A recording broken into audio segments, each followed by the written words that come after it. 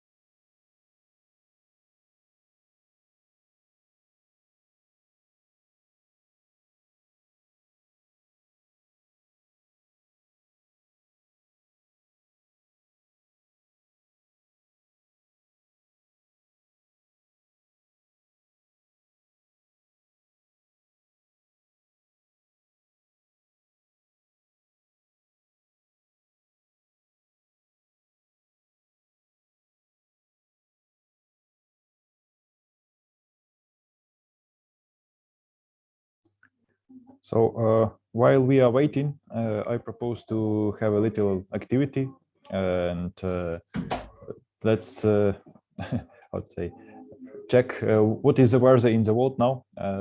So in Kiev now, for example, it is like near zero, and in the morning it was snow. And just a few hours ago we had another meeting with a Russian audience, and people from Kazakhstan, Belarus, Kyrgyzia, and some other states shared with us some how is that there. So if you are here, please write what is the weather out of your window now.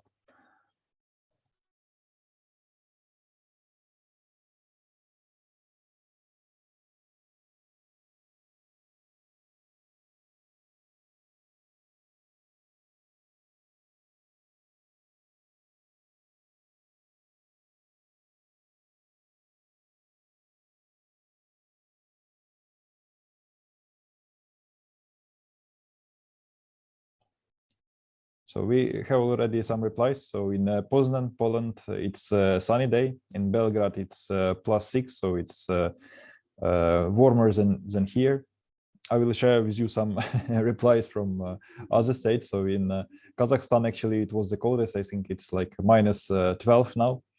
In Belarus, it's -6. But in some other regions where our partners are, it's now like +10, even +15. And people from Almaty wrote that they didn't see any snow now. Oh, I see from Pakistan that it's +12 also.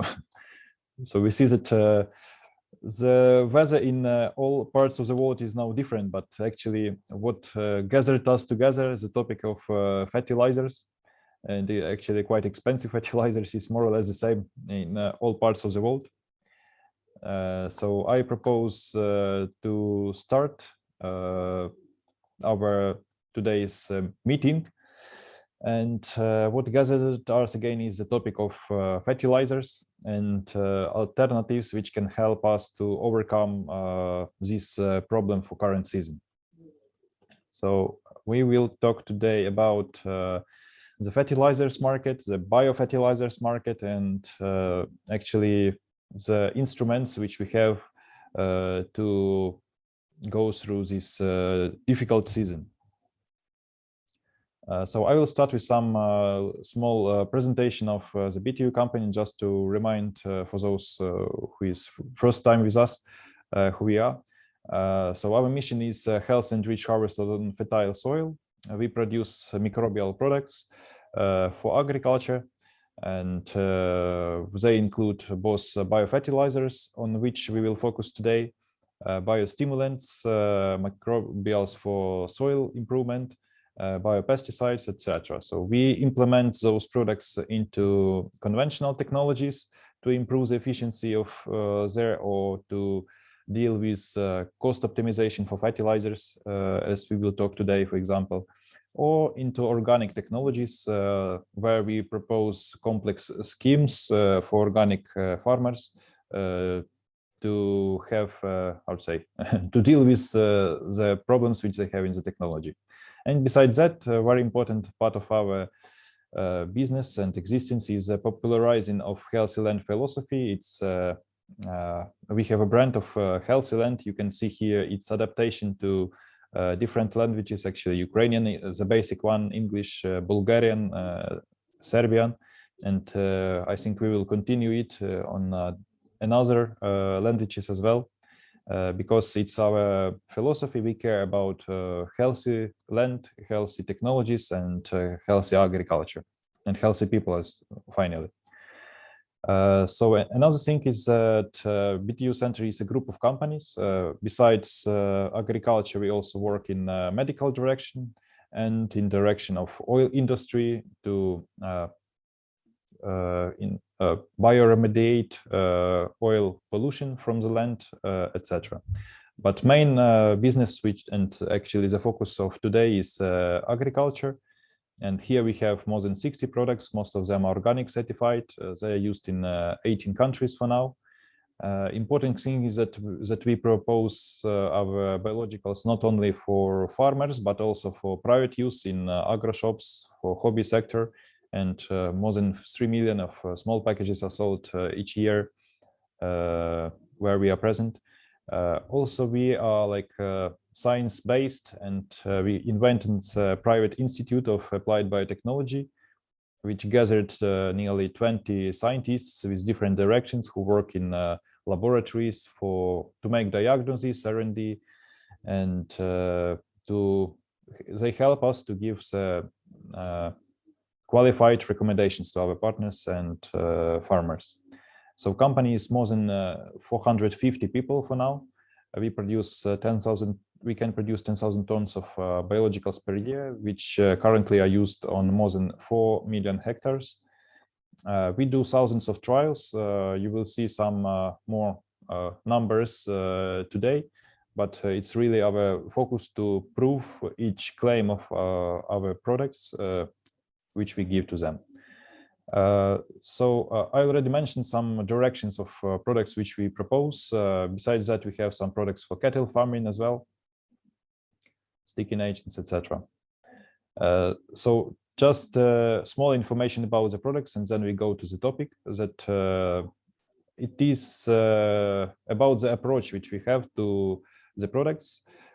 You can see here the top products, top 5 products. For each, we have more than 1,000 trials altogether, and we do a lot of analysis with this not very huge data, but quite big data, which we gather from these trials to see how effective are the products in average, what additional income farmer can expect from their use, and etc. So you can see that these top products are used on like hundreds of thousands and millions of hectares. They provide huge return on investments, which is usually like from times to hundreds times higher than cost of product, and in average provide farmer with additional income of $100 and more per hectare. So now let's go into the topic of today. Here, so what happened to the price of fertilizers? So currently, and in the end of last year, nitrogen fertilizers increased in price 3 times if to compare with the beginning of the year. And the main reason of it was growth of gas price. So we tried to go deeper to what actually caused this gas price change. So it's also a complex question with no like one answer, but some factors of this prices change was cold weather in Europe and actually in other parts of the world, and this increased consumption of gas and electricity. Besides that, there is some shortage of storage of gas in EU and other states because no, when prices begin to grow, countries didn't accumulate expensive gas. They were like expecting gas price to return, but it didn't. So that is why now there is a situation when in a lot of countries gas storage is not so high, and countries need to buy expensive gas. Besides that, the production shortage in some producing countries, which limit the production of gas. And again, when we have limited production and a lot of demand, it causes increase in price. Besides that, a lot of electricity producers now switch from traditional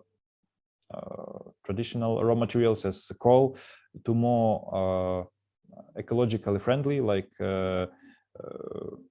gas. And besides that, world didn't achieved so much electricity from green power as it was expected, for example, from wind power. And that is why a lot of electricity producers used and use gas, and again increasing the demand for it. Besides that, there is a growth of production in Asia now, in China, India, and other states, and that is why also industrial production also is usually supported, let me say, by increase in electricity consumption and gas consumption. And besides that, one of the reasons, but mainly even one of the important reasons, is like politics and like some kind of political games in different regions, because there are countries producing gas, and it's I would say it's good for them to have high gas prices and to use this like say possibility to supply or not to supply gas as some political influence. So let's come back from the gas to fertilizers and agriculture. Here we identified some trends on fertilizer markets. And for example, they are that during last year, the global nitrogen fertilizers demand increased for 4%. And there is a forecast for this year, actually, that the demand will continue increasing, and especially in the EU and Asia markets. It's connected also with growth of agricultural market and one moment.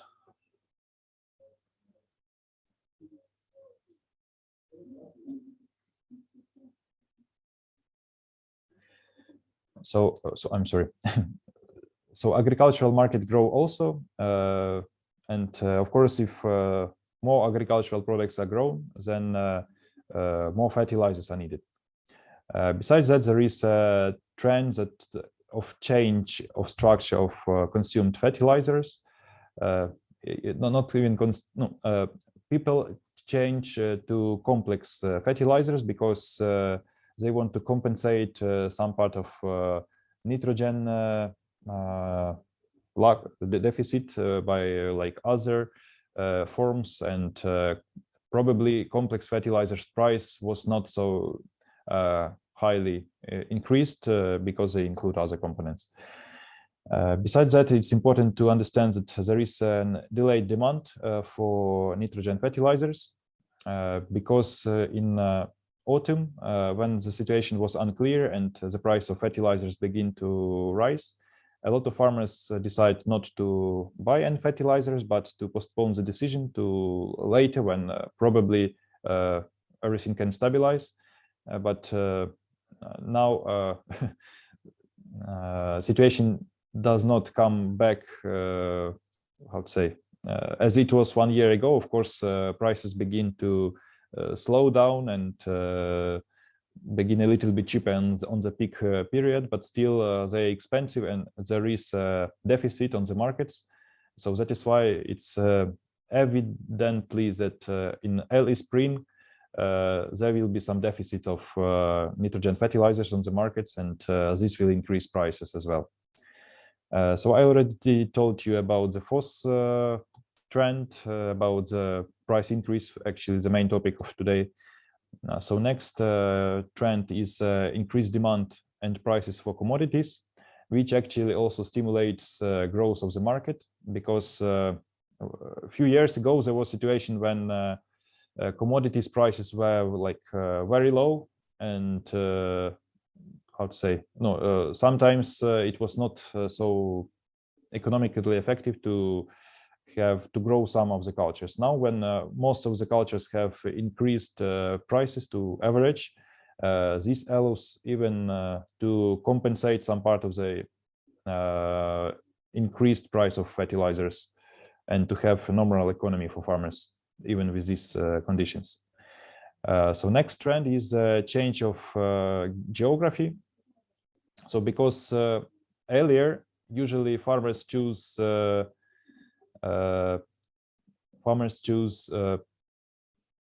producers of nitrogen fertilizers which are closer to them, because to spend less on the logistics. Now, when price of fertilizers increases and cost of fertilizers increases, part of the logistic cost is not so huge comparing to cost of fertilizers. That is why some producers which are far from us, for example, some from the Uzbekistan or other countries, come to the market with their production. So other important thing is that during autumn, when price of gas increased dramatically, a lot of producers stopped production for some period of time. It was like from 1 week to several months, different companies. And again, this caused deficit of nitrogen fertilizers in the market. And that is why price is high, not only because of the cost of production, but because of the deficit as well. Besides that, countries create some protective barriers for exporting of fertilizers, again, to focus and to support their own agricultural producers. So now there are some additional taxes or licenses needed for export of nitrogen fertilizers.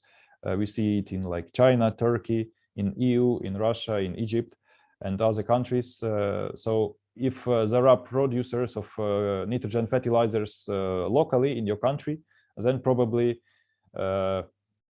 the situation will be better in spring. But for countries who only rely on import, the deficit could be even higher. Besides that, there are some political tensions and sanctions which does not allow to trade different things as it was done traditionally. For example, some sanctions for Belarus or Russia limit buying these or that products from that regions, and some farmers get used to use some products from that country. So this also could influence the amount of fertilizers available on different markets. Also, the last our box is more like sustainable trends, not because of just of the situation with price.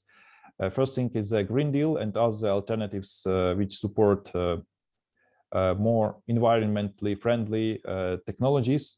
For example, Green Deal in Europe have up to the 2013 aim to decrease use of pesticides like by half, to make like 25% of land organic, and in another points it has like the aim to decrease use of fertilizers up to 20% by improving of efficiency of their use.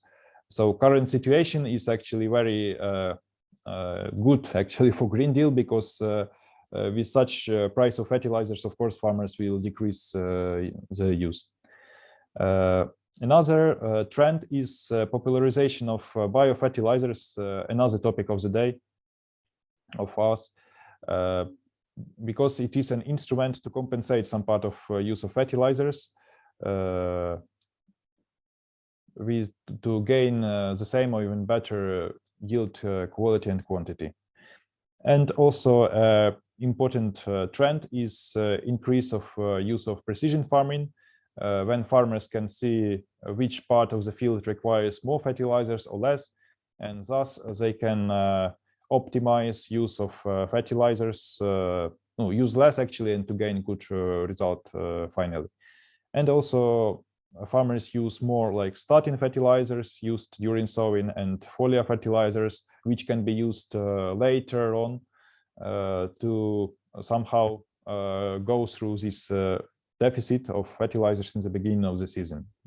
And also more popular become products called nitrogen inhibitors, but no, they are working, but we think that scientists should study more deeply this question of their use, because our microbiologists tested some of them and see negative effect on the microorganisms survival in soil and activity in the soil. And this could change not only the nitrogen cycle, but some another important biological processes in the soil. So that is why be careful with this topic also. So let's move on to the biological fertilizers and biological products. So biological products consist of two directions, two product categories: biological control products and crop improvement products. Today we will talk about this group of crop improvement, namely about biofertilizers. Besides that, there is a group of biostimulants, and we will talk about them in sometime in nearest future as well. So let's look on the biofertilizers category. This category includes nutrient uptake enhancers like nitrogen fixing, raw materials, phosphorus solubilizers, and potassium mobilizers, and some other products. So important thing is that mainly this category is represented by microorganisms. And let's go to the right part of this slide. So we see that the group of biofertilizers on the market of biological products for now is the smallest, but it has average growth indicators like 14% per year.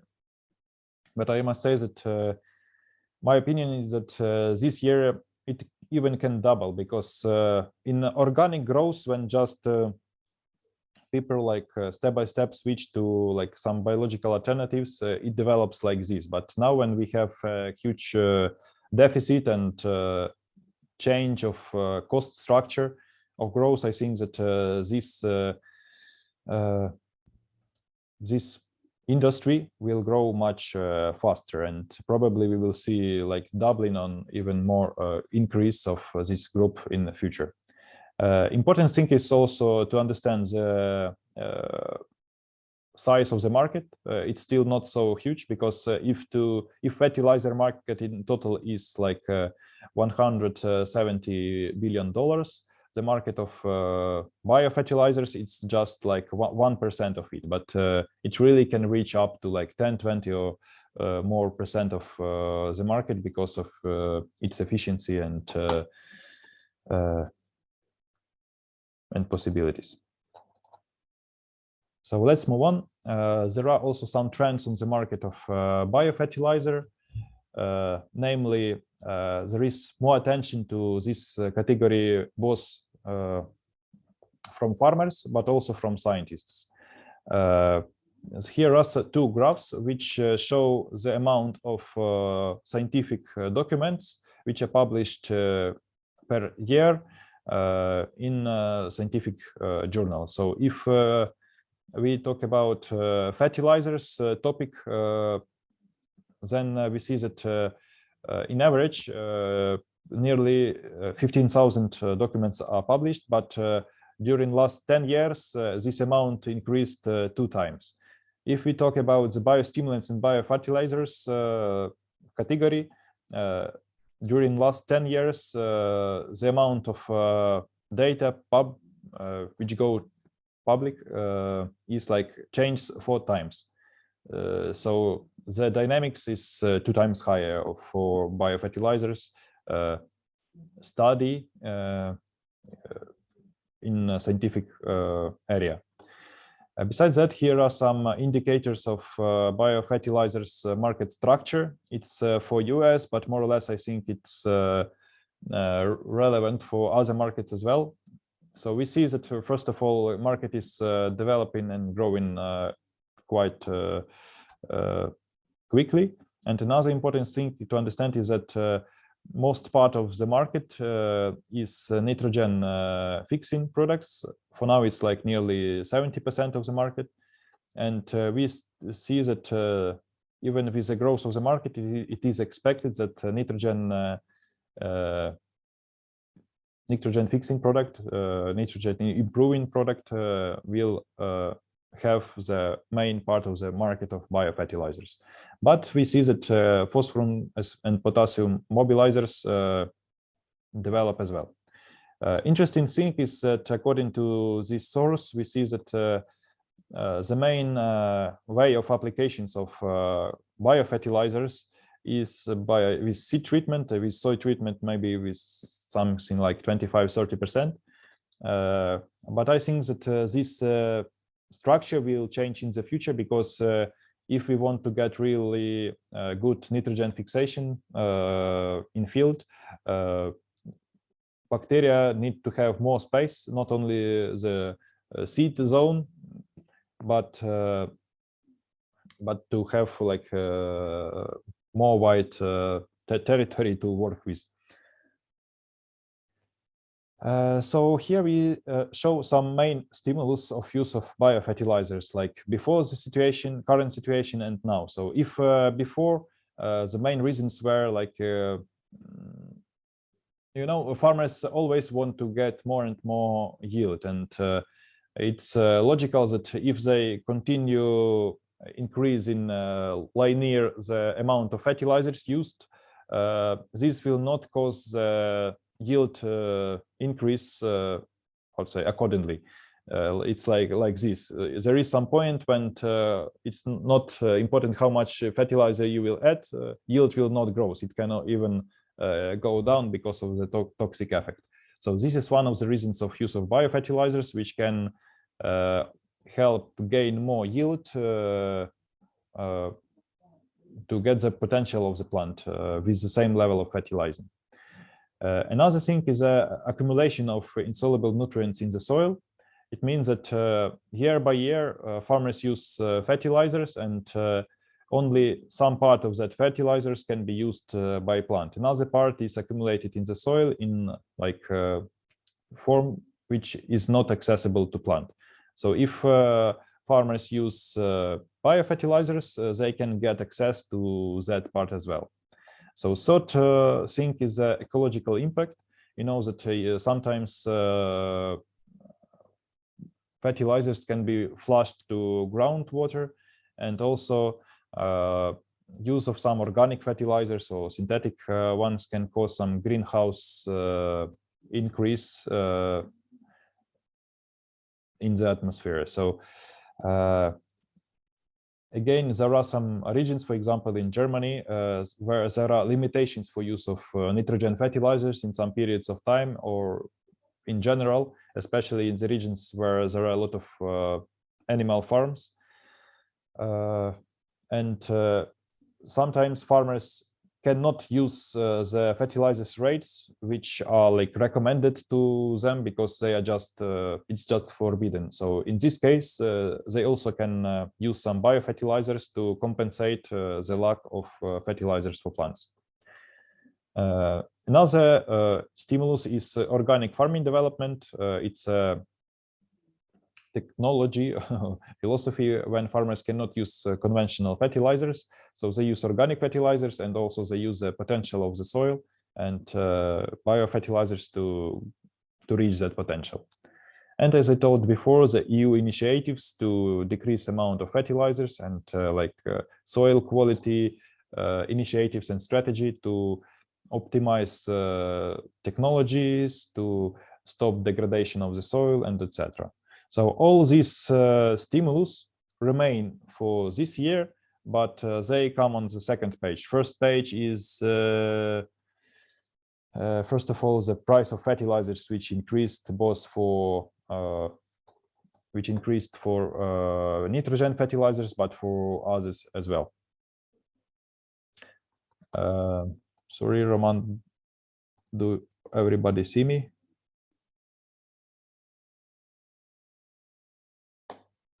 Okay, moment. I think now, yes. So today we will talk about two instruments which can help overcome price of fertilizers, namely AzotoHelp. It's a product based on Azotobacter chrococcum, which actually can help get additional source of nitrogen for your plants. And GroundFix, which is a phosphorus and potassium mobilizer based on microorganisms, which also can allow to save up to 20–30% of fertilizers, having the same yield as with full technology.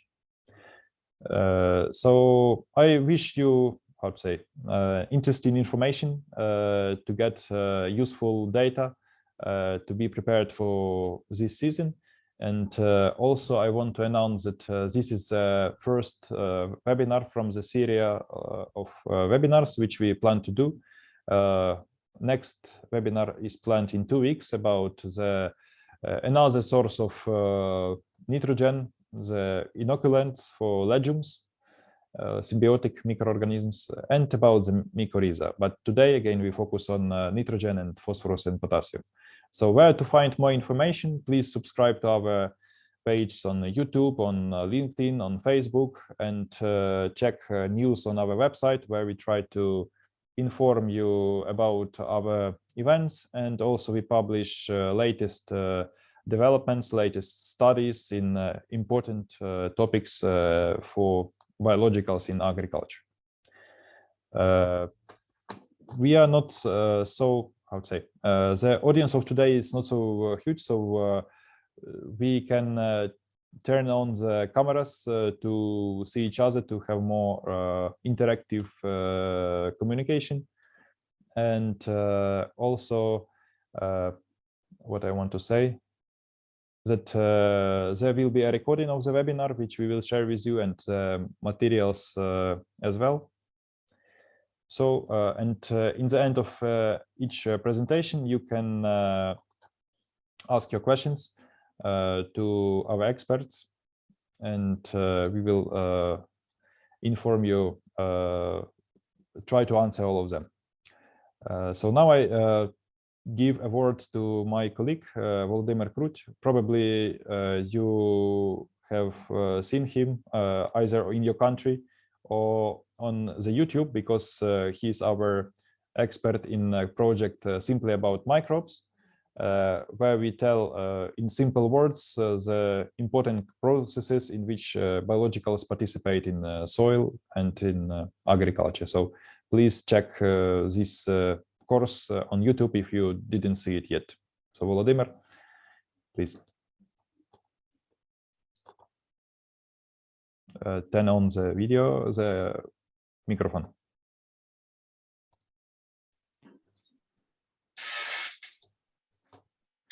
Yeah.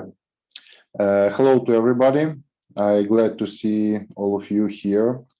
Today I'll tell you a little information about theory, about microbes, and about plant feeding system. And after me, my colleagues share our practice results about applying of two products, GroundFix and AzotoHelp, which are very helpful in improving of plant feeding system. So first of all, I want to start with a little scheme about how plants and microbes co-work in soil and help to each other. First of all, every living organism on our planet need sugars as a source of energy, and plants is the main source of these sugars, because plants could provide photosynthesis process and form sugars from CO2 from atmosphere and some energy. But plants need a lot of nitrogen, phosphorus, potassium, and other microelements to provide this photosynthesis process. So they ready to share their sugars with microbes near their root system to get from microbes that mineral elements. And to another part of microbes, which are very important for this process, is nitrogen fixing bacteria, which live in which free living in the soil, or maybe symbiotic to some type of plants, and phosphorus mobilizer bacteria, which are free living in the soils near the roots of plants or just in any part of soil. They first of all they providing this fixation of atmospheric nitrogen and mobilizing of phosphorus, potassium, and other elements for themselves.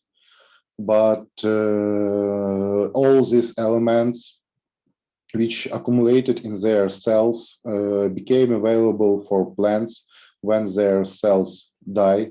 And as we know, the shelf life of one bacterial cell is about from few minutes to few thousands of minutes. So it's a very fast process when nitrogen fixed from atmosphere and phosphorus and potassium gets by bacteria from soil minerals became available for plants. Where is this useful for plants microbes could live, and what type of these microbes presents in the soil? First of all, it's nitrogen fixers and phosphorus and potassium mobilizers, which live in the soil. Other useful microbes is saprotrophic organisms, which convert organic matter in the soil and creating healthy soil and keeping their productive for future. And of course, there are a lot of another pathogenic and parasitic microbes in the soil. Some of them, most part of them, are harmful for plants, and we want to fight against them. But to fight against them, we're using another pathogenic for insects or parasitic for pathogen microbes organisms. So they are very useful for us too if we know how to use them. Except of living in the soil, some microbes could live on the top of the plants. At the moment when seed germinate, the first leaves start to collect microbes on the top of these leaves and growing up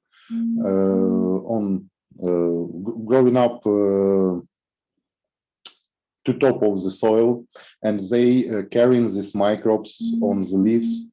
And some of that microbes, especially bacillus species, could live in on the top of the leaves during all vegetation period.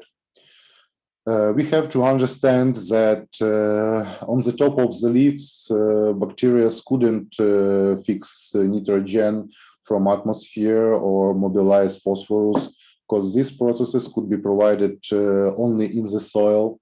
But if the plants are covered with good bacteria like Bacillus subtilis or Penibacillus, this plant will be stimulated by plant hormones produced by these bacteria. This plant will be stimulated by amino acids and will be protected by these bacteria against pathogenic organisms.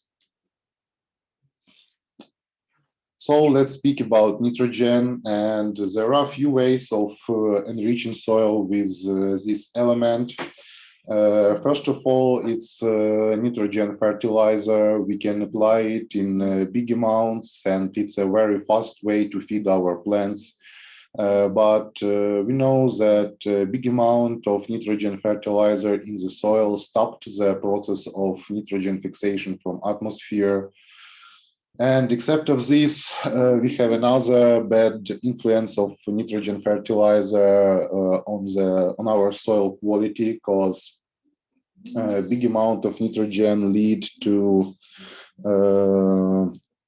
fast mineralization of organic matter in the soil. So we are losing our organic matter, losing our humus by using big amounts of nitrogen fertilizer. Another way of getting nitrogen in the soil, it's electrochemical and photochemical nitrogen fixation, but this process is very slow and didn't grant big amount of nitrogen. And the most nature process of gathering nitrogen from atmosphere, it's a symbiotic nitrogen fixation provided by different beings in symbiose with bacteria, or free-living nitrogen fixation by some types of soil microbes. If we speak about nitrogen cycle, it's a very simple scheme how it's providing. We have a big amount of nitrogen in the atmosphere in the form of N2 molecule, where two atoms of nitrogens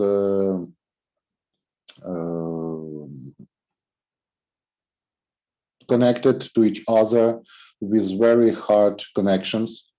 And when we produce in mineral fertilizer nitrogen, we have to spend a lot of energy to destroy these connections between two atoms.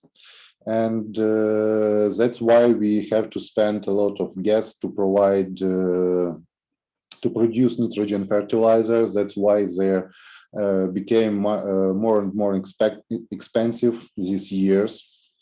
And there are another way to deal with these hard connections is to use bacteria's fermentative system. And this system could disrupt these connections more easily, but there are one problem. This ferment system are inhibited by oxygen in the air. So bacteria need some way to defend their fermentive system from that oxygen in the air, and only one way to do this is to burn big amount of sugars with that oxygen to defend their ferments. So bacteria need to spend a lot of energy too to fix atmospheric nitrogen. That's why when we use a big amount of nitrogen fertilizer, bacteria stopped their process of nitrogen fixation, because it's not energy effective to fix atmospheric nitrogen if it's a lot of big amount of this fertilizer in the soil already. So if we doesn't have a big amount of nitrogen in the soil, bacteria start the process of diazotrophy. That's the process of fixing atmospheric nitrogen. And bacteria produce this nitrogen in the ammonia form, like NH3. And this ammonia form is the best form of nitrogen for plant feeding.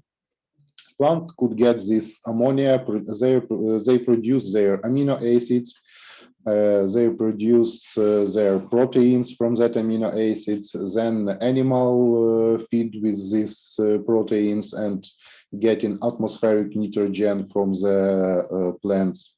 And then the residues of plants, the residues of animals go to the soil and convert to a feeding for soil bacteria, which called ammonificators. And that bacteria could decompose proteins to amino acids and then decompose amino acids to simpler molecules, and some of that molecules will be ammonia form of nitrogen, and this ammonia form became the source of nitrogen for plants again. But another part of this ammonia and some part of ammonia which was produced by diazotrophy became nutrients for other bacteria in the soils, which we called nitrificators. And they could convert this ammonia to nitrate forms, and nitrate is still available for plant feeding. And this nitrate will be decomposed by another microbes, which we called denitrification. And this is the start of returning this fixed nitrogen to the atmosphere to its stable N2 form.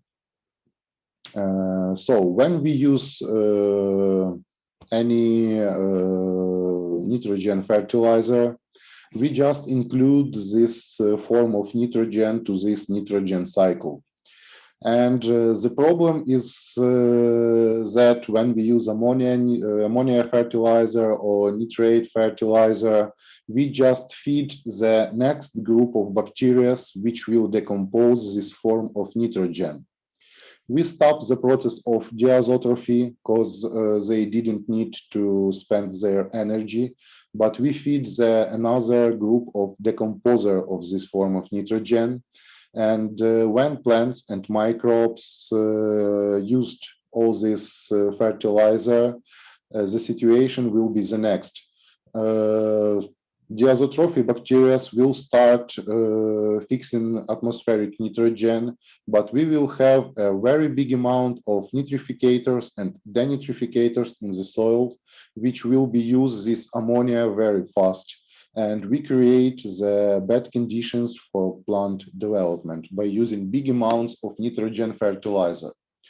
That's why my recommendation is not to use a big amount of nitrogen fertilizer one time per year, but use it in little amounts a few times per year. It's better for your bacteria.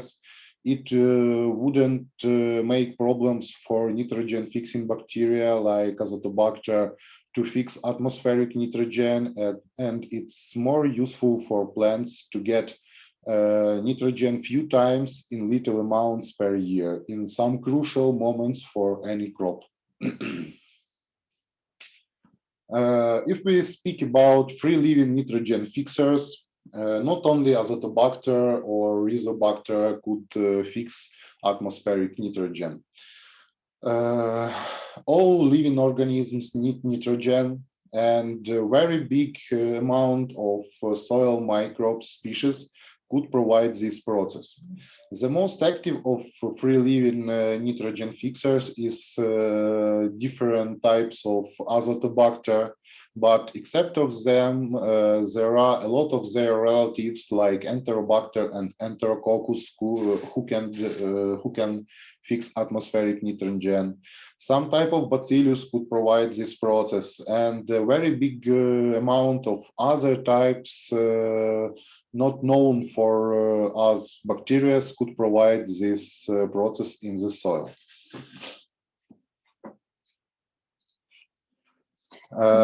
If we speak about Azotohelp and Azotobacter chrococcum, which are the one component of this product, Azotobacter chrococcum prefers living in chernozem, chestnut soils, in gray soils, but you can find it all over the world.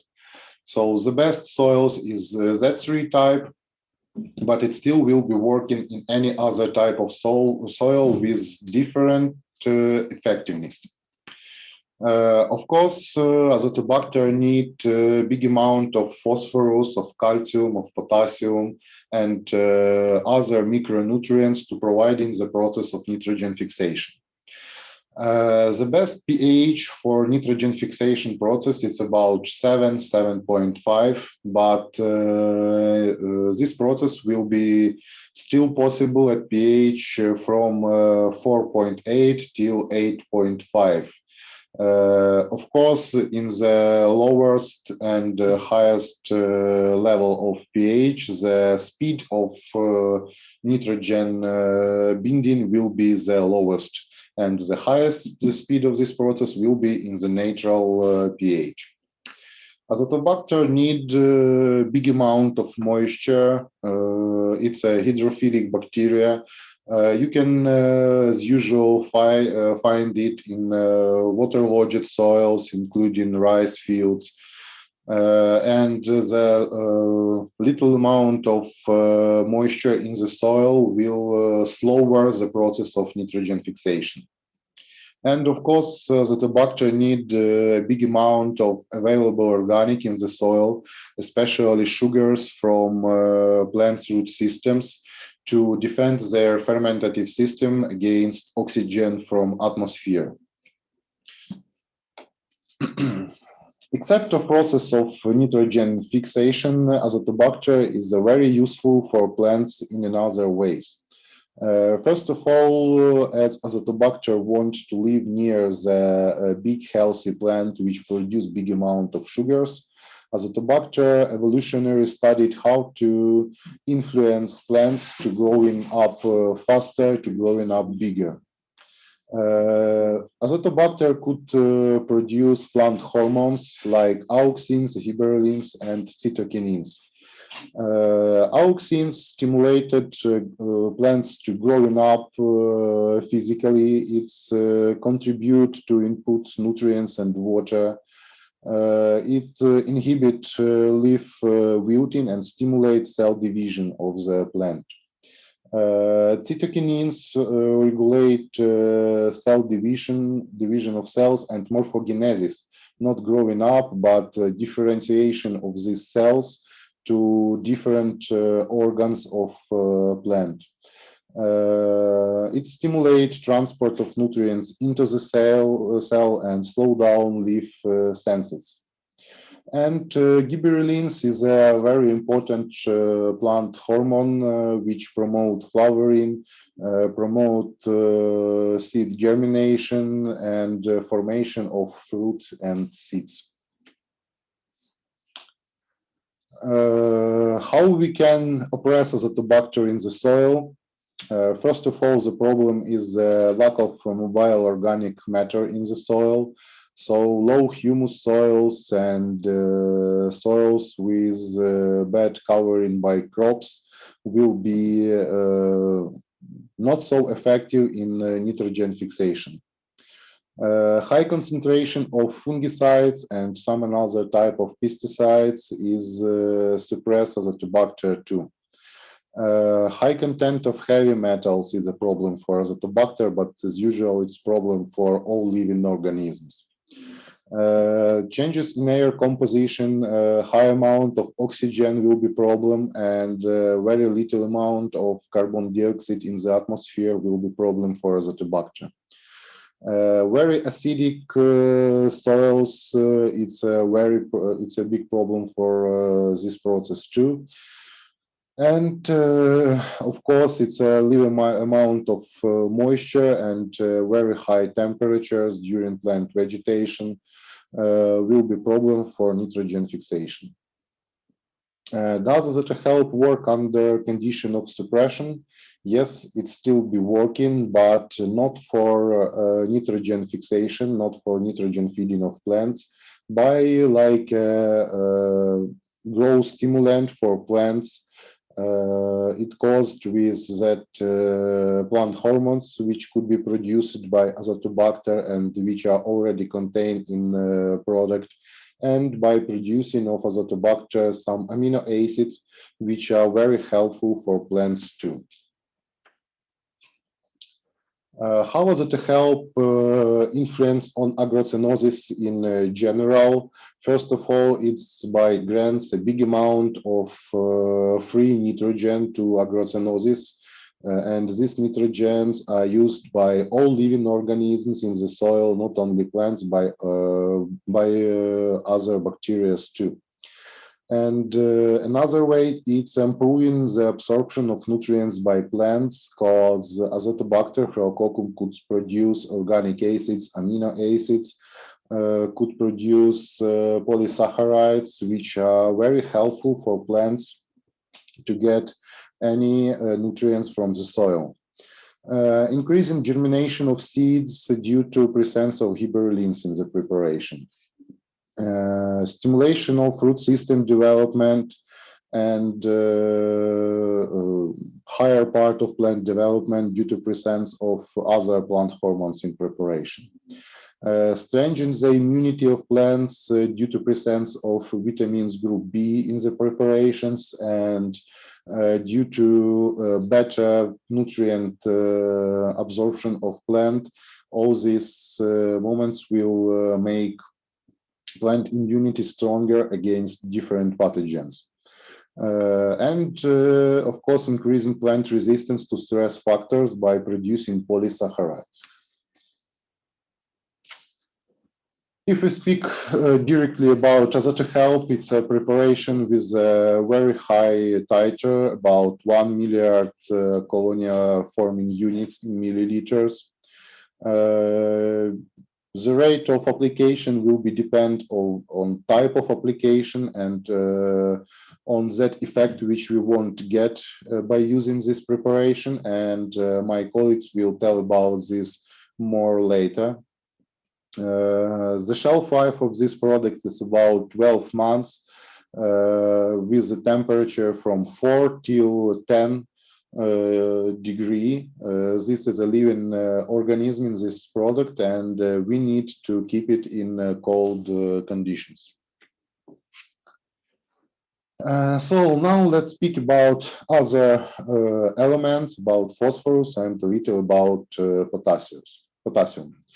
The problem is phosphorus is that phosphorus didn't have gas forms in on our planet. So all phosphorus contain in Earth's crust. And some plants could get this phosphorus from soil that which was kept there for billions of years. Plant will use this phosphorus, plant will die on this territory, and then residues of these plants will go to the soil, will be decomposing by bacteria, and in general, this amount of phosphorus will be kept in this on this territory without any problems.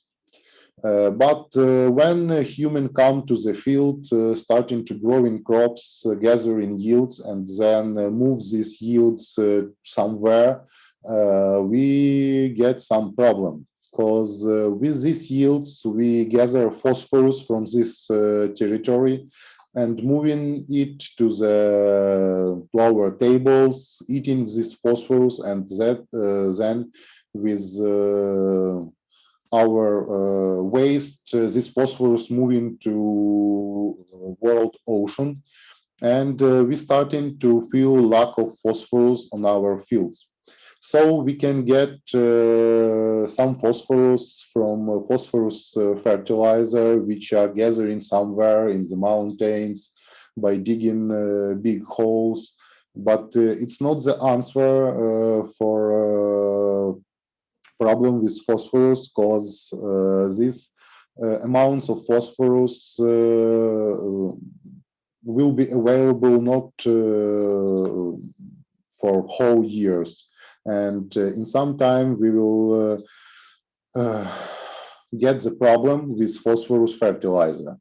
And the answer for this problem is using of bacteria which will get more phosphorus from our remains, from plant residues and animal remains, to return all that phosphorus to the soils, to our fields, to keep some amount of it in the ground, in the earth where we want to grow up some plants. About structure of the soil phosphates, there are, as usual, there are a big amount of phosphorus in our fields because we use big amount of fertilizers, and in best conditions, our plant will get up to 60% of phosphorus from that fertilizer, and all another phosphorus will be will left in our soils, or maybe it could washing out with some water, but only 0.4, 0.5% of that phosphorus are available for plant. The highest availability of phosphates for plants is between pH of soil between 6 and 7. In soils with lower pH, phosphorus will be fixed by ferrum, aluminium, manganese. In the soil with higher pH, up to 8, 8.5, phosphorus will be fixed by calcium in calcium phosphates. To resolve this problem, we need the high microbial activity, which could local change pH in the soil around their cells by producing different organic acids, by producing amino acids, and they could also produce some ferments which will decompose soil minerals, and by these ways we can make phosphorus more available for plant. About soil potassium, the situation looks like phosphorus, but a little another. As usual, potassium not included to mineral of some metals in the soils. It's just blocked by different minerals, and bacteria couldn't influence on potassium. They need to decompose silicium and aluminium minerals in the soils to free potassium blocked by that minerals. In any case, in any soils, this process will be provided only by bacteria and by few types of fungi. And even in bad soils with very low or very high pH, only bacteria, only microbes will provide feeding of plants with these elements. As the same with nitrogen, all living organisms need some phosphorus and potassium, and very different type of microorganisms could provide the process of phosphorus and potassium of phosphorus and potassium became more available for plants. Some bacteria like Bacillus megatherium var phosphaticum could make this very fast and provide a big amount of phosphorus. Some bacteria like Pantoea, Pseudomonas could provide this process slowly, but still working on making or producing available forms of phosphorus and potassium. That's why we make ground fix complex product based on different types of bacteria, which will be, some of them will work better with phosphates in the soil, some of them are more effective in free potassium from minerals. Except of that, we add Enterobacter and Azotobacter, which are very good nitrogen fixer to give enough amount of nitrogen for phosphorus mobilizing bacteria and to grant some amount of nitrogen for plants too. Ground fix contained of Bacillus subtilis, which are except of producing amino acids and plant hormones, are a very effective phosphorus mobilizer and could provide a little amount of nitrogen from atmosphere. It contains with Bacillus megatherium var phosphaticum, which could release really big amounts of phosphorus bounded in organic and mineral compounds. Penibacillus polymixa, which work with both phosphorus and potassium in the soil, and except of this, provide big amount of polysaccharides, which create better condition for bacteria in the soil and for plant root system. And as I said before, Enterobacter and Azotobacter, it's bacteria which work with atmospheric nitrogen, but except of this, Enterobacter still take part in process of improving phosphate regime in the soil.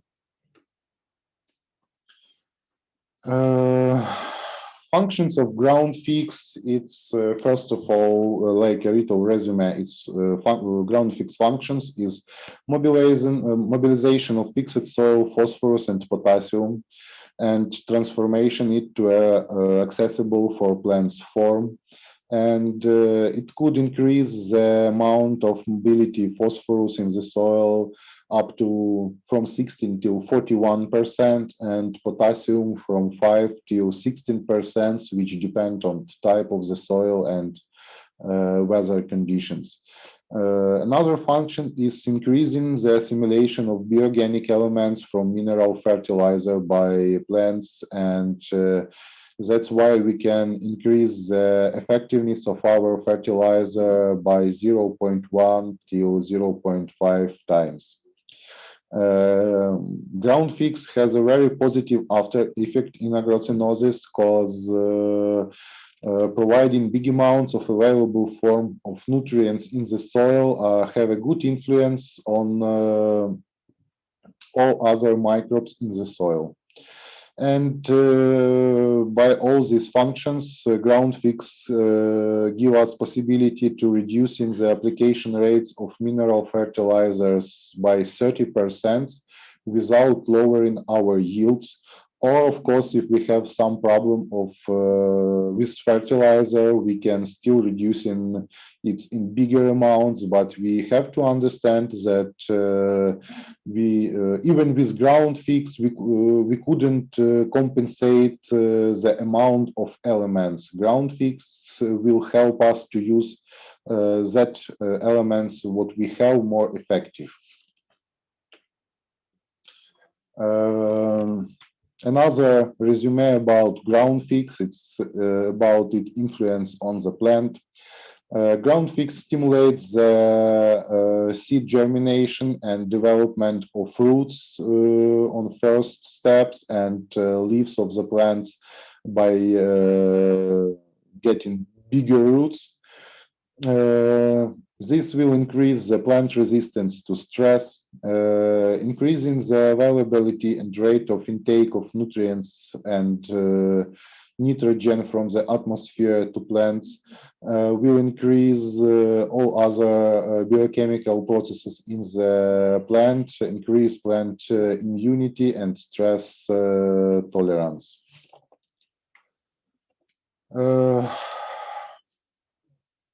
It's the last resume about ground fix, how it works. Bacteria which are included to these products produce carboxylic acids, amino acids, enzymes, polypeptides, which transformate calcium phosphate in soluble forms, which release phosphorus from aluminium and iron phosphates, which release phosphorus fixed by secondary minerals, release potassium from other minerals in the soil. Except of these amino acids and enzymes increase mobility and accessibility of these nutrients and of another micronutrients like silicium, like manganese, like cobalt, molybdenum, which are present in ground minerals too. Ground fix have good influence on process of nitrogen fixation in the soil and in convert of atmospheric nitrogen to available for other bacteria and for plant forms. And by presence of enzymes, some bacteria which included to ground fix could take part in process of biodegradation of chlorine-containing aromatic compounds, which included to different rests of pesticides. We provide a big amount of trials on field, but here information about our lab trials. We provide 15 model experiments in our lab. It was based on corn, on different type of soils. We use different amount of ground fix, and we find that in any case, presence of ground fix in the soil where we are growing corn, we increasing the plant weight up to 11%, the tops vegetative mass up to 19%, root mass up to 132%, and we increasing the available amount of phosphorus in the soils up to 20 milligram per kilo of soil. So that's all. Thank you for your attention. And if you have some questions, I will be happy to answer for it. Thank you, Vladimir.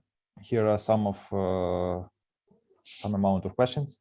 So first one is, can azoto be mixed with urea ammonium nitrate 32? Yeah, you can mix it. We have positive results with it. Urea ammonia nitrate wouldn't harm Azotobacter chlococcum, but as I said before, we have to understand that process of nitrogen fixation will start when plant and bacteria in the soil will use all the urea ammonia nitrate, and then bacteria will start feeding, will start fix nitrogen from atmosphere. But in this period, in start period, Azotobacter will be grow up on base of this urea ammonia nitrate, and it's a very good and very effective way to use Azotobacter in the moment of feeding crops with urea ammonia nitrate. Okay, thank you. And also I would like to add that from the next presentation, but you will learn more, but anyway, we have a big practice and experience of use of ground fix together with urea ammonium nitrate 32 for wheat, for example, for early spring fertilization. And we even have the trials where we see the after effect of this application on the next crop after wheat. So probably Azotobacter also can be efficient in this way of application. I think we will plan some such trials this season, but already you can orient on the ground fix with urea ammonium nitrate as a working tool which have a guaranteed effect. So another question is about Azotobacter. Volodymyr, I think you will help me. Is Azotobacter active only as a symbiotic bacteria with Faba? As I understand, it's like kind of beans, right? Yeah, it's a beans, Fabaceae. It's a beans. No, Azotobacter is a free-living bacteria. It's not symbiotic. It could fix atmospheric nitrogen just in the soil without plant. But of course, this process will be faster when Azotobacter living in the rhizosphere near the root system of the plant. But it's not symbiotic bacteria. It's a free-living bacteria, which just more effective near the plant. And we have another products for Fabaceae, different varieties of them. And we will speak about these products on the next webinar. In 2 weeks. Yeah. So thank you, Volodymyr. If anyone has any other questions to Volodymyr, please write them in the chat, and in the end of our webinar, we will come back to them. And now I would like to ask to join us our next speaker, Alexander, and he will tell us about our practical experience of use of these microorganisms for nitrogen fixation and phosphorus potassium mobilization, about possibilities, how much nutrients we can earn with these products, and how much yield we can get on different crops. So, Alexander, are you here? 2 seconds, please. Yep. In the meantime, I want to say that it's interesting to mention that on this webinar, it's not so much many people, but a lot of countries are represented here. I calculated like 11 countries, which I will, which I can mention. So it's like Poland, Slovakia, Cyprus, Serbia, Germany, Pakistan, Romania, Bulgaria, Netherlands, Hungary, and a few guys from Ukraine, surprisingly. So, Alexander, I give you a word. Yes. Are you ready? Can you hear me? And we hear you. We see the presentation, but we don't see you. Okay. Just a second. Okay, now. Now we see you. Okay. Good afternoon, everyone. My name is Alexander Ronsevich. I'm agronomist at the International Department of BTU Center. I'm here today to talk about the practice of microbial biofertilizers application in EU and in Eastern European farms. I will talk about some economics of application of ground fix and azoto help and results under different conditions.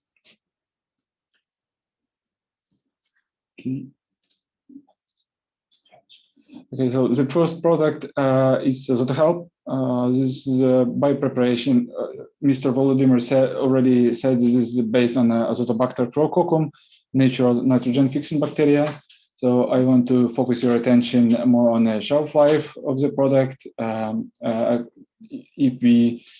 This biopreparation needs some cold storage conditions, so it can be stored for about 12 months at 4 to 10 degrees, and also we work on a new preparation which could be stored up to 30 months at a more higher degree. I want to focus your attention also to the ways of application of this product. So it could be used for pre-sowing treatment of seeds or tubers in case of if you want to plant potato from 0.1 to 1.5 liter per ton of seeds and tubers. It can be used for soil application. Again, the rate is different because of the type of crop from 0.1 to 1.5 liter per hectare. And it can be used for foliar fertilizing with a rate from 0.2 to 1.5 liter per hectare. So here in our company, we created a new brochure with recent studies, shows some practical cases and useful and interesting information about products, its competitive advantages, tighter and with some economics. So if we can look on the competitive advantages of the product, we see that it's really can cover some critical cases on the field, like fix the nitrogen and provides up to 60 kilograms per hectare, synthesize some growth stimulant substances, improve seed germination if you treat the seed with this product. So it stimulates the root system, increase resistance of plants, improves nutrient absorption, and increase crop yield, as well as it's a soil fertility indicator. So this product has a FEBA certificate, and is also the product is confirmed by organic standard certification according to European legislation. So on some on the right part of the slide, you can see that azoto help is popular in 14 countries around the world, starting from the Central and East Europe to the Middle Asia. Okay.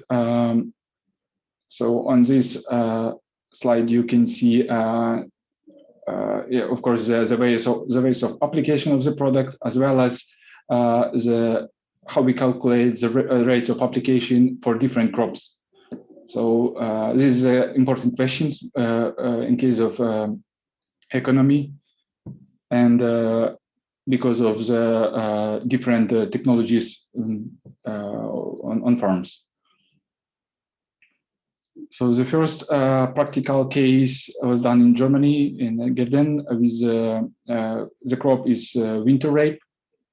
The product was used one time in middle of April, and yeah, so we can see that here we compare the we had two variants: the control one with the nitrogen fertilizers only, and the trial was with the nitrogen fertilizers plus one application of Azoto Help, 0.5 liter per hectare.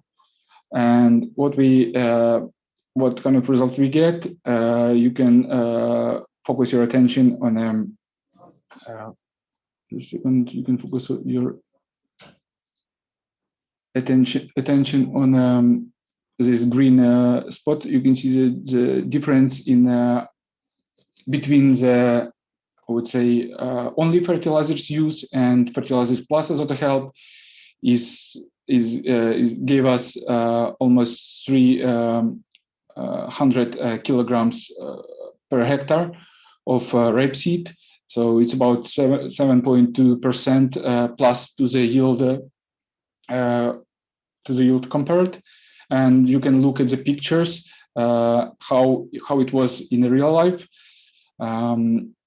The height of the plants is quite big on the trial plot, and so this is I would say the super good look and result we get. The next trial on the right part of the slide is on a sunflower, and here we use Azoto Help for foliar feeding in stage of 2-3 pair of leaves. And we also compared the technology of the institute, where the trial was conducted with a trial variant, the technology of the institute plus Azoto Help, 0.5 liter per hectare. And we've got a good result. So we increased the yield on a trial spot up to 640 kilograms. So it's more than 20% in comparison to the control. So yes, and every time we tested our product, we try to see how it works in different conditions. So these places are quite far away from each other, and we still have a stable results. Also, on the next crop, we see the trial on corn. Again, the product was used, the Azoto Help was used for foliar feeding in the stage of 3-5 leaves. It was compared to the institute technology, and the product was used one time for foliarly. And if you look at the control and trial yield, again, we see the increasement for more than 1 ton, 540 kilograms. So it's again up to 20% plus increase of the yield. And you can see the beautiful pictures of plants of corn, how it's developed on the color and ripening of corn. Then on the right slide, on the right part of the slide, we see the trial on a soybean. So we tested Azoto Help with soybean. Again, we used it for foliar feeding in a stage 2-3 triple leaves.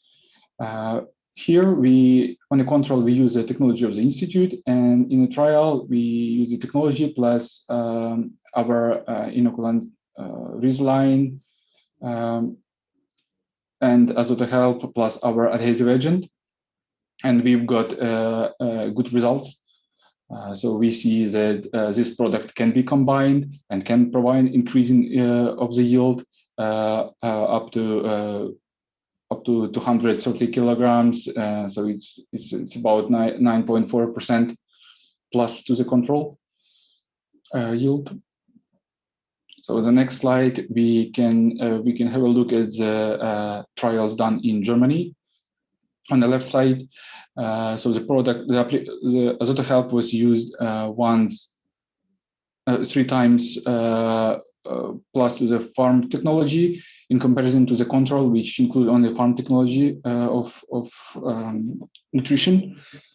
So it was used for foliar fertilizing, and we got beautiful results, an increasement over control for 170 kilograms.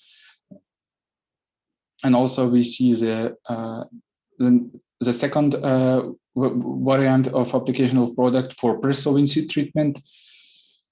Here we see the increasement over the control of the yield was about 400 to 420 kilograms. It's 7.5% plus to the control yield. And also we have done the same trial in Ukraine at our local conditions on winter wheat. We see the three trials with different methods of application for press-sowing tillage of soil, for press-sowing seed treatment, and for press-sowing treatment at tillering stage.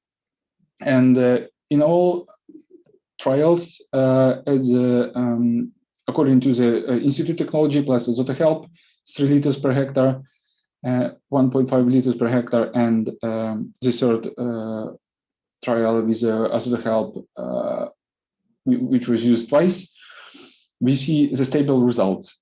We have increasement over the control in all trials, and it's more than 14, 15, 16% in all these trials plus of yield to the control.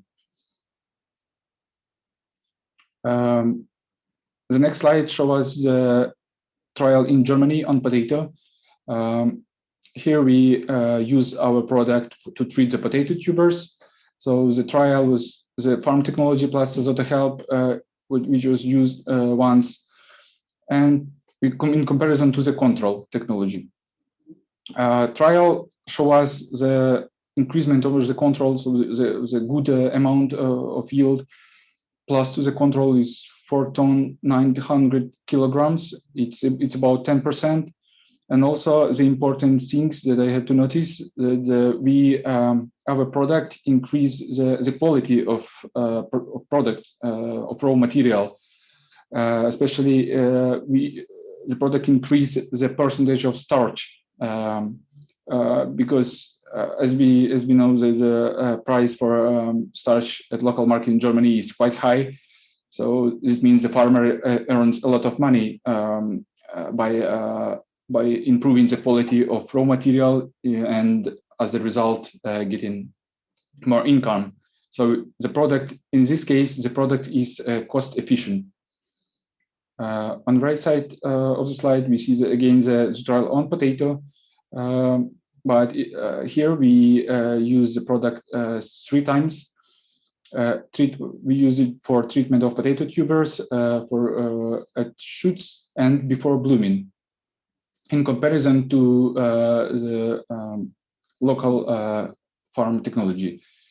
And we also see that the AzotoHelp not only increase the yield over the control, it's about 590 kilograms, but also it's improved again the quality of raw material. It's increased the percentage of starch in the tubers. So I would say we have to we not just provide only the yield, how to say, increase the yield of the crop, but also our product works on improving the quality of it. Yes, and the last trials on the brochure we see on cucumber. So the product was used in two methods: for pre-sowing seed treatment and for foliar feeding of plants during the growing season. In both cases, we see the good and I would say the really good increasement over the control of yield from 5 tons per hectare to 18.5 tons per hectare. So on the second trial, we see the percentage in comparison to the control was about 43%. And also we tested our products. So the product is quite universal. We tested it on a strawberry as it was used in fertigation. Biopreparation solution was injected into the root zone once a week. There was 50 milliliters in one container. For the trial, we use the amount of ZotoHelp. It's 35 milliliters per 10 liters of water. And in comparison to the control, which was fed by water, just water without any biopreparations. So, and we can see on trial that we have an improvement and stimulation of weight of vegetative mass, number of formed sprouts, number of formed flowers, and formed berries in comparison to the control. So here I will talk a little bit about economics of ZotoHelp. There are 130,000 hectares treated or by this product. Also, we export and we register and export in 14 countries, from the Central Europe, East Europe to the Middle East, to the Middle Asia. And also have to focus your attention on average increase per hectare. So generally, the farmers get up to 170, even more, $170 per hectare. We have done about 120 independent tests of the product, and also a big amount of scientific of the trials at scientific stations. So we wanted to prove its efficiency at different locations, in different climate conditions, in different type of soils and temperatures. So yeah, and just forgot to say that the amount of positive results from our trials is about 87% now. So, and it's increasing up. So here I will stop on some little bit on some statistics on different crops. For example, let's take cereals. We have done 15 trials with different cereals, with winter wheat, with spring wheat and other crops. And the successful percentage of trials is 93%. So the income the farmers get, farmers could get from average is 152. The maximum is 273. Also, we see the dynamic of the yield. So we've got on average results from 0.49 up to 0.88 ton per hectare of yield. And yeah, you can see that all this on other crops we have also very successful statistics in our trials. So here you can see the table which show us that ZotoHelp was tested on different crops at different stages, starting from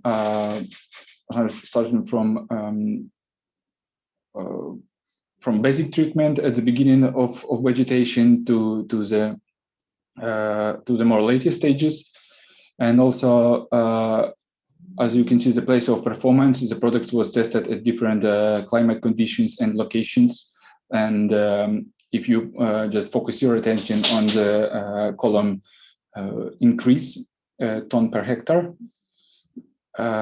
you can see that the product shows stable results in all cases. Okay, the next product I will talk about ground fix and its practical efficiency and economy.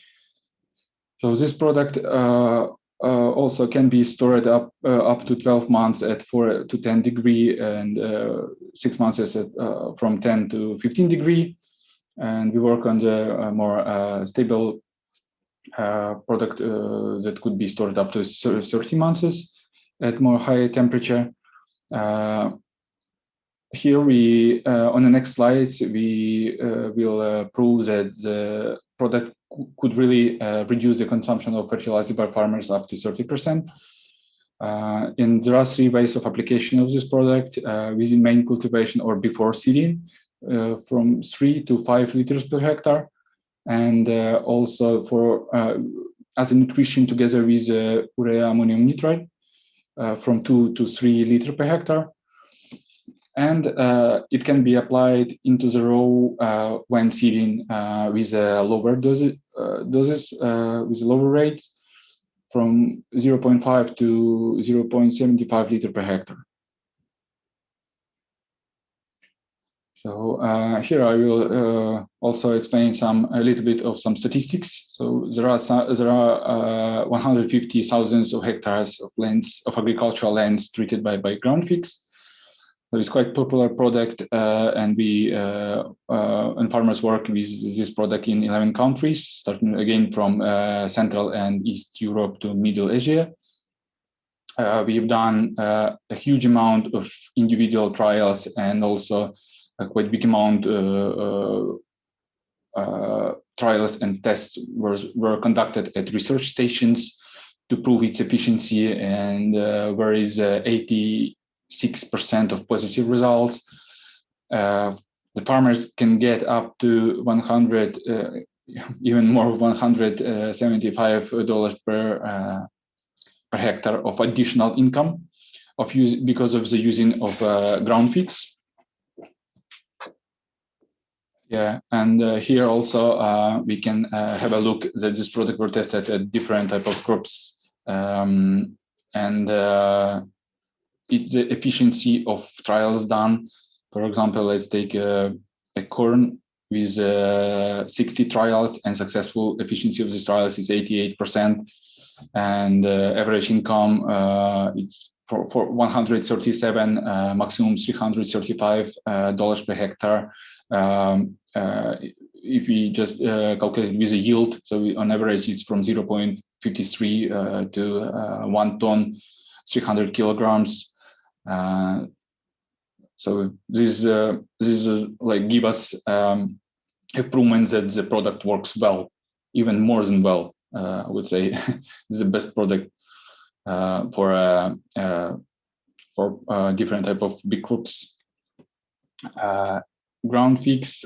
We also just to according to the theme of the webinar, we have done a trial where we compared the application of mineral fertilizers, 100 NPK, the rate, together with application of ground fix with a lower amount of NPK, and we can see if we let's focus our attention on the left part of the slide with to the control and control plus 100% of NPK manual fertilizers, and we just have a look at the right. So and then we can compare with for example, application of ground fix 3 liters per hectare minus 30% of NPK, and we see the big difference. So the farmers get more yield at if he use 100% of mineral fertilizers rate. The farmers even how to say get less yield than we in comparison to apply our product ground fix with a reduced amount of fertilizers. So we in this case we can prove that the ground fix can how would say can provide more and mobilize more nutrition. So you don't need to pay for the full rate of mineral fertilizers, you can just use the product, our product, and save your money and use less mineral fertilizers and get even more yield. So, yes. On this slide, we can see the performance evaluation on sunflower. So the products were tested in different climate conditions and locations, also with some using some specific methods of application for pre-sowing soil treatment during sowing, together with the soil herbicide plus adhesive agent liposome. And also we have done a second trial with the soil herbicide, and all the time, if you just have a look at the right column increase, you will see that this product show stable results all the time when we tested it.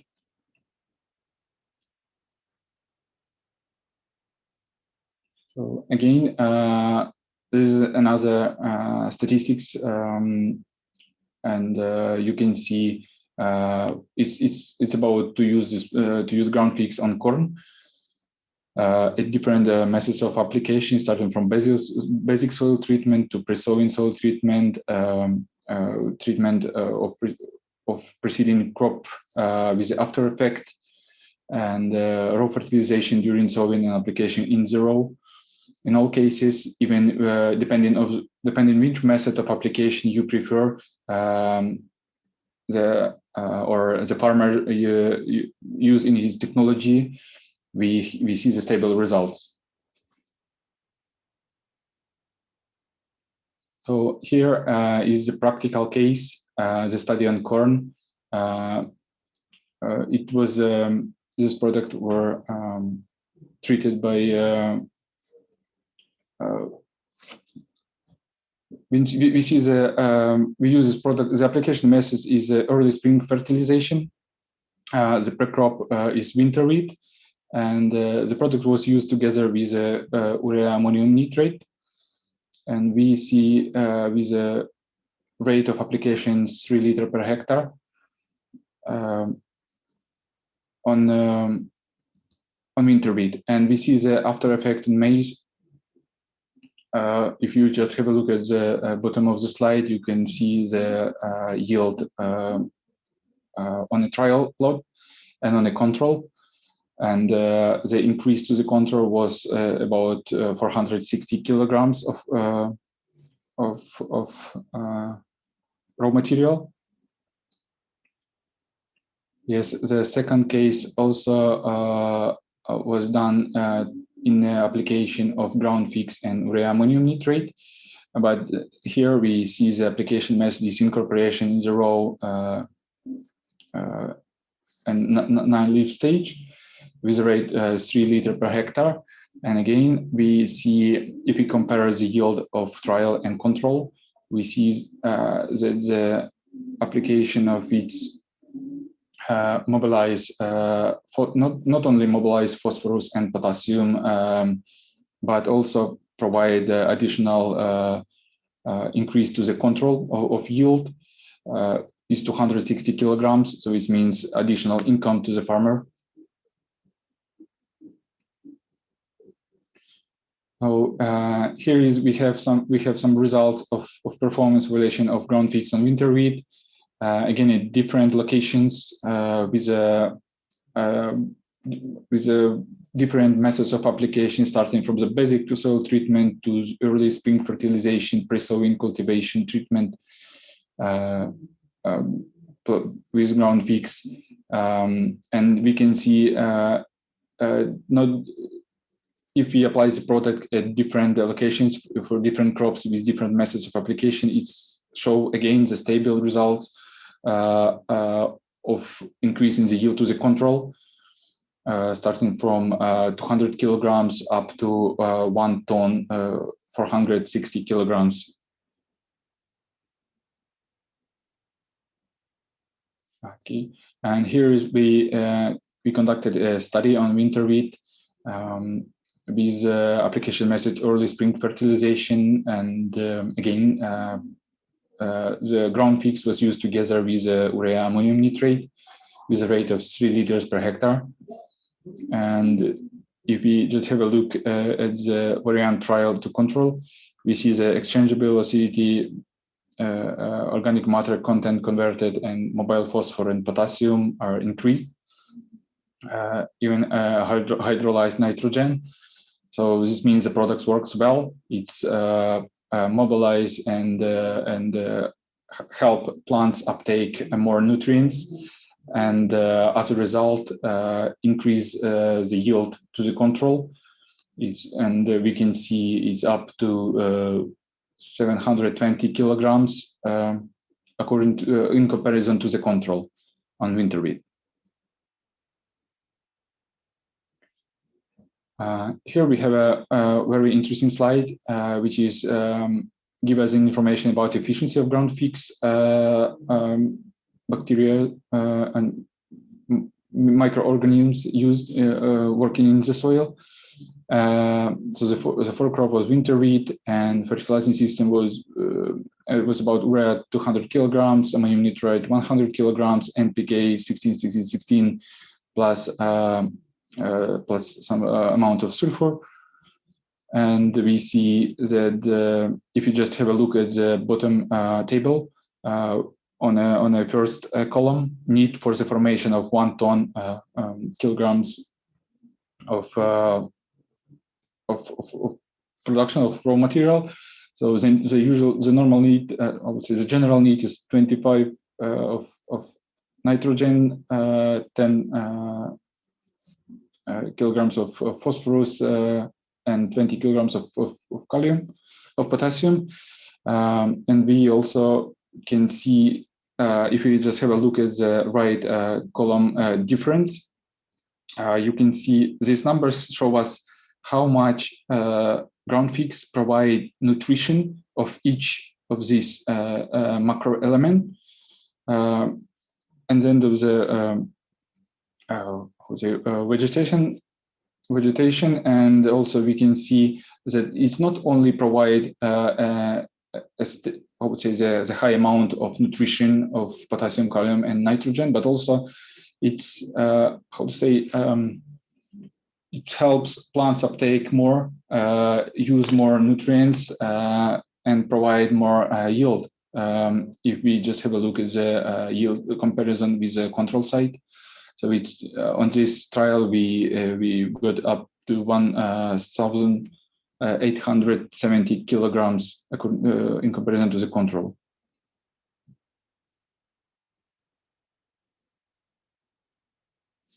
So on this slide we also can see some interesting information about application of test or trial of using of comparison of 2 variants. The first one, 100% of mineral fertilizers used, and 80% of mineral fertilizer plus B2 center products is ground fix and azote help.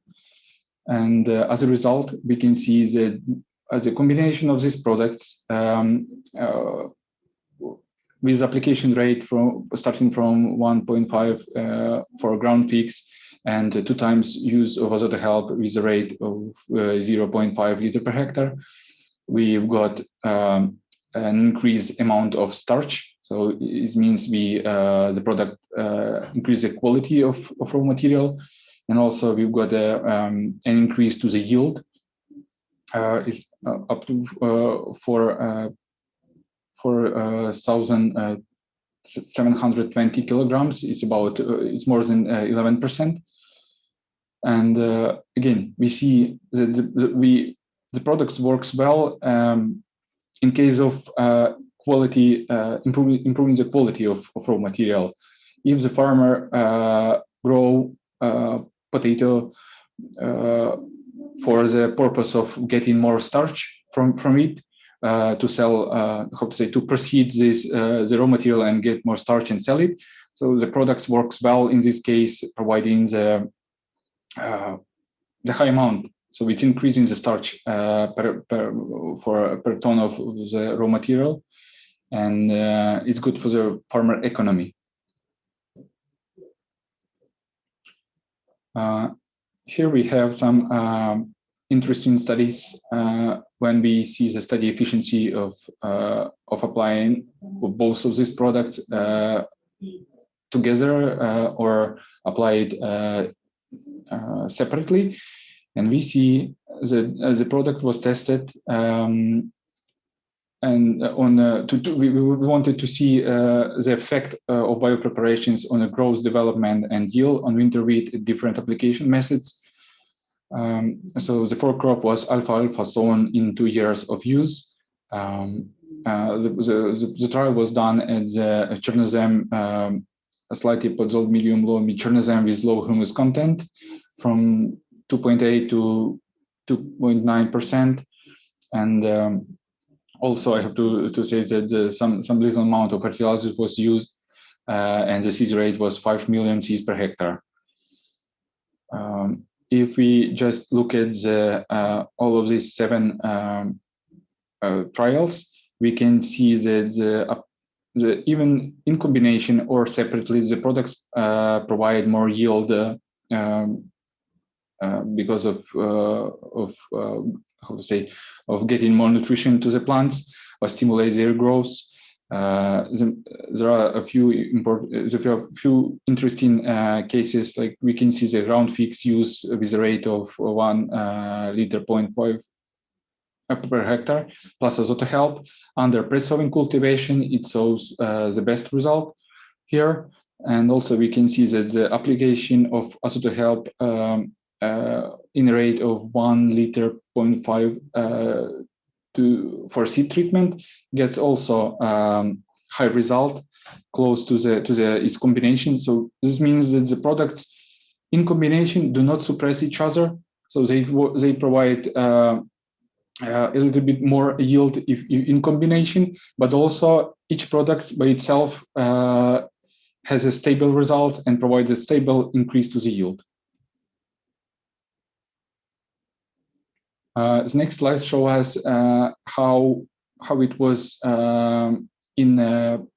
if we check, for example, for the amount of protein in a dry matter and the gluten amount in dry matter of winter wheat crop. As a result, we can see in combination and separately, all the products I would say provide more nutrition, so and as a result, increase the protein matter in plants, in a dry matter of plants. The best result was done by application of azotohelp with rate 1 liter 1.5 liter per ton for seed treatment, and plus application of azotohelp 0.5 liter in spring tillering phase. So, as just to conclude here, we see that the in combination and separately products works well in case of improving the quality of raw material of winter wheat.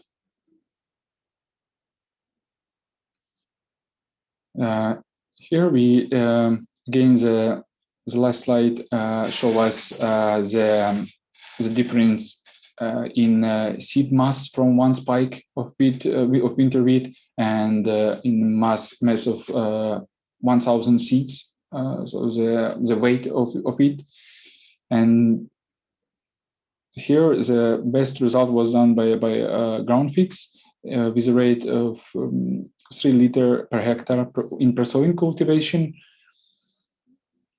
and also when the product was used separately and together in combination with azotohelp. All the products in combination and separately used in different methods of application in different phase of plants of crops on a field show good results. So,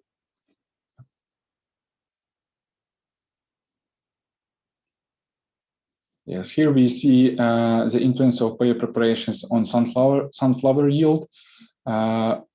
We had 3 variants: control, ground fix 5 liter per hectare in pre-sowing cultivation, and ground fix 5 liter per hectare with a soil herbicide. And in the first case, we see that we've got some increasing amount of yield in comparison to the control, but the ground fix also work well, even better with the application together with the soil herbicide and provide more yield up to 30 kilograms per hectare. Also, on the bottom we can see another trial done with ground fix in different of using in different with different methods of applications and together with other products, and we've got the stable results even if we use ground fix in pre-sowing treatment, pre-sowing cultivation, even if we use with a soil herbicide, if we just apply it into the row, or if we have a combination of products of ground fix and azoto help applied together in the row. And the important thing is to notice that even in a small amount, if we apply products in the row, we see the efficiency and the hard work of the product. So the microorganism do its job well, provide more nutrition, and it helps farmer to get more yield and be happy.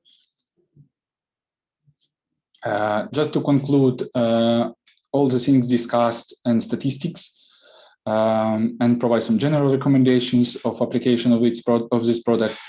I want to say that if you apply azoto help at the rate 0.3 to 0.5 liters per hectare, foliarly, it stimulates the development of plants and helps to form better yield.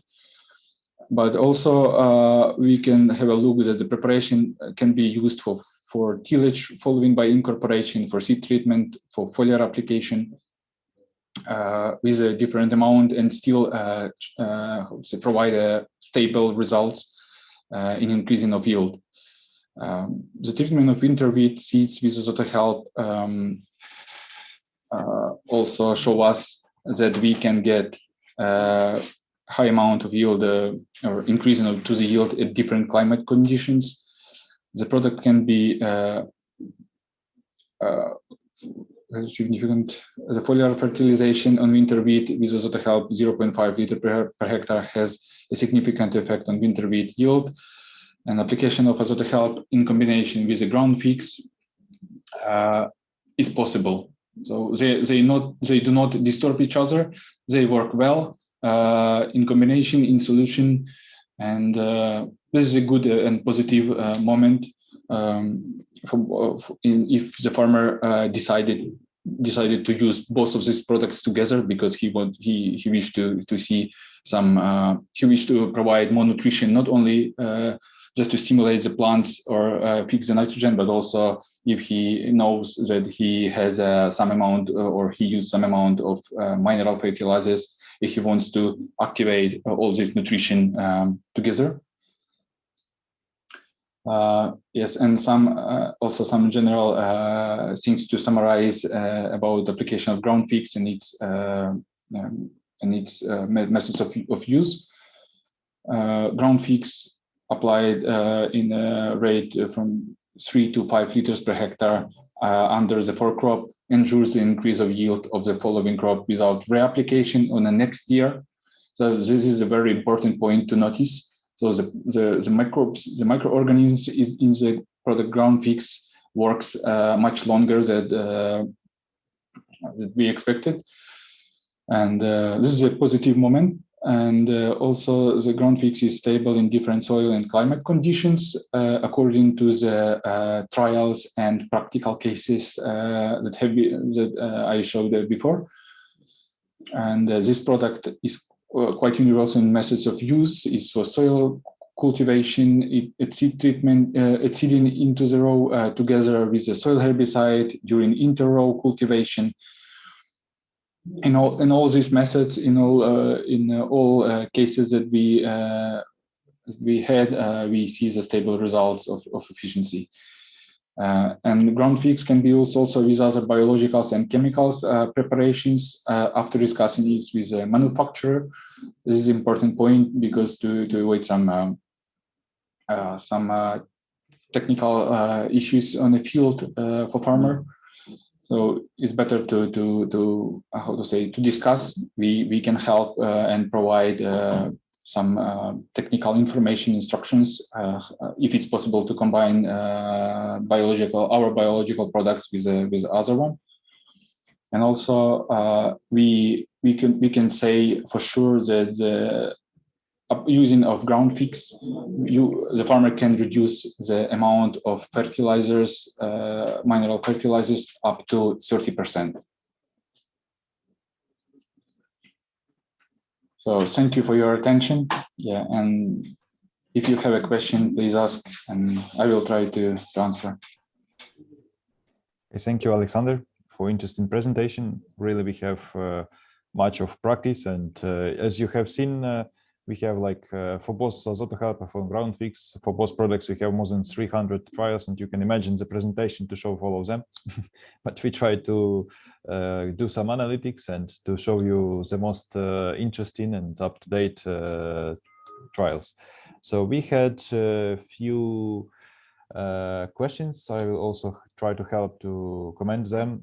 First one is, why do we recommend application of AzotoHelp on the leaves? And I will reply that it's, how to say, happened historically somehow, because Azotobacter is a nitrogen fixing bacteria known by the world, right? But besides that, this bacteria is known as active metabolites producer, like phytohormones, amino acids, etc. And again, from our experience, we see that it's very good growth stimulator. And our main experience for use of Azotobacter, like for previous years, was actually not for purpose of nitrogen fixation, but as growth stimulator. That is why we have a huge amount of data and trials for use of AzotoHelp foliarly. But recently, again, the industry is talking about price of fertilizers and limitations and etc. So we see that we should go back to the roots of Azotobacter, nitrogen fixing bacteria, and to apply it as an azote fixator. So that is why we have both experience and both recommendations to use it into the soil, on the seeds, or on the leaves. So another question was about the irrigation type of on the trial for cucumbers. So we, how to say, picked up some reports about it, and what we can say that no, in that trial, no, we had two trials on cucumber represented in the brochure. On one trial, AzotoHelp was used on the seeds, like 40 milliliters per what? One moment. Per kilogram. Per kilogram of seeds, right? And on the second trial, AzotoHelp was used 3 times foliarly on the cucumber. So what we can say is that there was an irrigation system on that trial. However, we cannot now specify the type of it because it was like an in situ trial. And but if you are very interested, you can also write us in an email, and we will pick up. We will up to the calls at institute and check what kind of irrigations they use. So are there any other questions? In the meantime, if you have any other questions, please write them, but I will say, tell some more information. So first of all, I again want to thank all the people who gathered here today to listen about the fertilizers and biofertilizers. I hope that you heard some important information for you and some alternatives, what you can do, because we all actually have here both farmers and distributors. You probably heard that there is an how to say, proven instrument to overcome a problem with expensive fertilizers. We really have experience to optimize the amount of fertilizers, to improve yields with microbes, mobilizing phosphorus and potassium, and provide an additional source of nitrogen. So that is why we highly recommend you to check that products with your own hands and to help farmers to optimize their schemes, to optimize their cost, to get their how to say adequate yield with current deficit of fertilizers. Besides that, I want to say that please, no, we will inform you about coming webinar in which we plan to do in 2 weeks about the inoculants for legumes, which is also actually another source of nitrogen for the field, and about the mycorrhiza and its possibilities also to improve nutrition. Besides that, we will do some follow-up after this webinar, sending you materials and recordings of the webinar so that you can check everything you want to check again. And also we plan during this month to make some kind of digest with some overview of materials about the fertilizing products which we have, their efficiency and etc., so that you will have possibility to review this information. Also, please check publications on our website. We gather a lot of scientific and practical materials there, including what you have seen today, but in more details.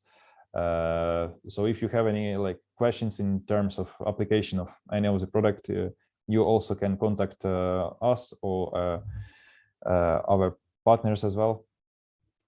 So we will thank you again for your time. Hope that you spent your time efficiently, and see you in 2 weeks or earlier. We are always open for contacts.